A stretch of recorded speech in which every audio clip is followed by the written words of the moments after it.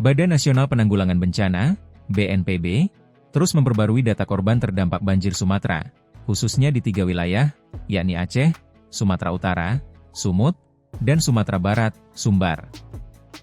Mengutip data rekapitulasi terdampak bencana yang ditampilkan Dashboard Penanganan Darurat Banjir dan Longsor Sumatera tahun 2025, tercatat jumlah korban meninggal bertambah menjadi 604 orang.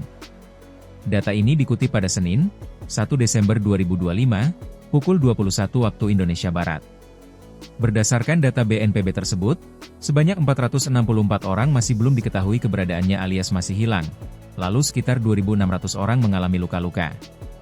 Adapun jumlah warga terdampak mencapai 1,5 juta jiwa, dan 570.700 warga masih mengungsi. Sebanyak 50 kabupaten terdampak dari bencana banjir bandang dan tanah longsor di 3 provinsi tersebut. BNPB mencatat, sebanyak 3.500 unit rumah mengalami rusak berat, 4.100 unit rumah rusak sedang, 20.500 unit rumah rusak ringan, 282 fasdik rusak, dan 271 jembatan juga rusak. Presiden Prabowo turun gunung.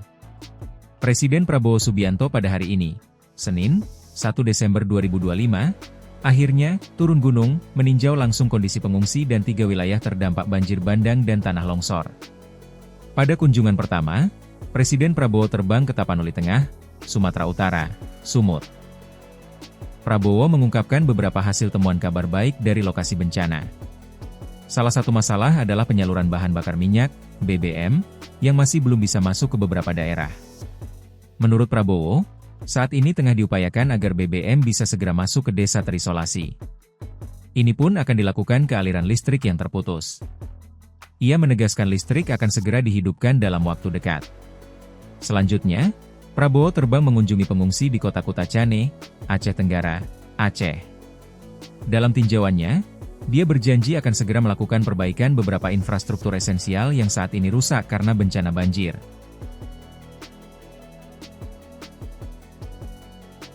Kita akan segera membuka jembatan yang rusak kita segera perbaiki, kata Prabowo. Prabowo mengatakan, pemerintah juga sudah mengalokasikan anggaran untuk pembangunan dan perbaikan fasilitas dan prasarana di desa hingga kabupaten. Dia pun memastikan bahwa tidak ada permasalahan terkait anggaran, terutama usai pemerintahannya melakukan penghematan. Kita lakukan penghematan banyak di pusat supaya bantuan sebanyak mungkin kita bisa bantu untuk kepentingan rakyat di desa paling bawah, kata Prabowo. Dalam kesempatan itu, Prabowo juga mengaku senang sudah melihat dapur MBG terbangun di Aceh Tenggara. Kemudian, akan segera menyusul pembangunan koperasi Desa Merah Putih untuk penyaluran bantuan pemerintah yang disubsidi. Ketiga, Presiden Prabowo juga menyambangi lokasi bencana di Padang Pariaman, Sumatera Barat. Dalam kunjungan itu, Presiden melihat kondisi bencana di kawasan itu sudah semakin membaik.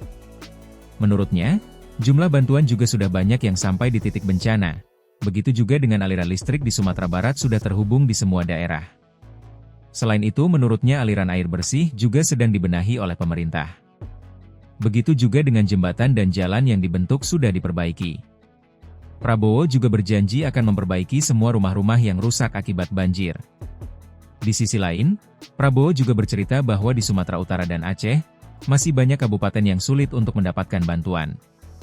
Hingga pemerintah harus menggunakan helikopter hingga pesawat. Dalam kesempatan itu juga dia mengungkapkan duka cita kepada keluarga yang mengalami kehilangan.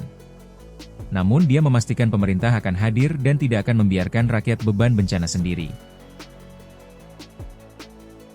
Pada kunjungan itu terlihat Prabowo menyapa langsung warga korban bencana, bahkan menyanggupi ajakan warga untuk berfoto bersama. Selain itu, Prabowo juga meninjau dapur umum dan mendengarkan langsung laporan dari kepala daerah setempat. Prabowo pun mengapresiasi kerja yang dilakukan Badan Nasional Penanggulangan Bencana, BNPB, Menteri Sosial Syaifullah Yusuf, Gus Ipul, hingga TNI, Polri.